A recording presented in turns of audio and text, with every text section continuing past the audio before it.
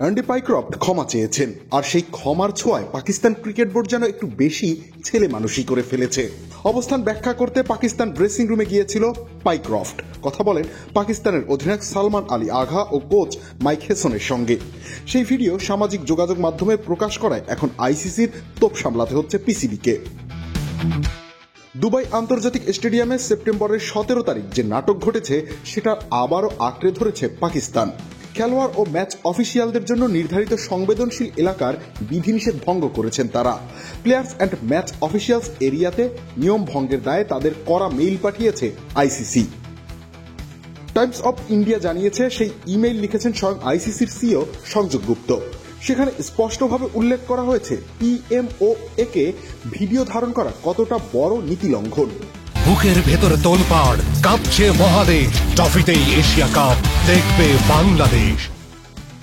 ঘটনাটা শুরু হয় আম্পায়ার ও ম্যাচ রেফারিদের সঙ্গে পাকিস্তানের বোর্ড কর্তাদের বৈঠক নিয়ে। পাকিস্তানের পক্ষ থেকে জোরাজুরি করা হয়। ম্যাচ রেফারি অ্যান্ডি পাইক্রফট, অধিনায়ক সালমান আগা ও কোচ মাইক হেসনের সঙ্গে হওয়া আলাপচারিতা পুরোপুরি রেকর্ড করতে হবে। নিয়ম অনুযায়ী সেখানে এমন রেকর্ডিং একেবারেই নিষিদ্ধ।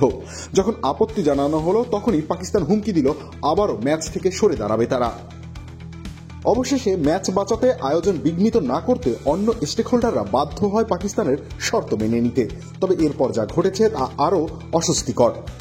পাইক্রফটকে নিয়ে প্রকাশ্যে বিবৃতি দেওয়া, বৈঠকের ফুটেজ সামাজিক মাধ্যমে ছড়িয়ে দেওয়া, এ সবকিছুই ভালোভাবে নেয়নি আইসিসি। জানা গেছে ম্যাচের আগেই পাকিস্তানের মিডিয়া ম্যানেজার মোবাইল ফোন নিয়ে ঢুকতে চেয়েছিলেন পিএমওএ এলাকায়। তাকে তখন বাধা দেওয়া হলো। তখনও একই কৌশল, ব্ল্যাকমেইল হুমকি। পাইক্রফট এবং আইসিসি যেখানে চেষ্টা করছিলেন ভুল বোঝাবুঝি মিটিয়ে ফেলতে, সেখানে পাকিস্তানের অবস্থান ছিল ঠিক উল্টো। অযথা নাটক মঞ্চস্থ করতে তৎপর ছিল তারা। আর সেই নাটকই এখন কেবল মাঠের বাইরেই নয়, আইসিসির সদর দপ্তর পর্যন্ত গড়িয়ে গেছে। এবার পাকিস্তানের উপরে নতুন কি খড়গ নেমে আসে সেটাই এখন দেখার বিষয়।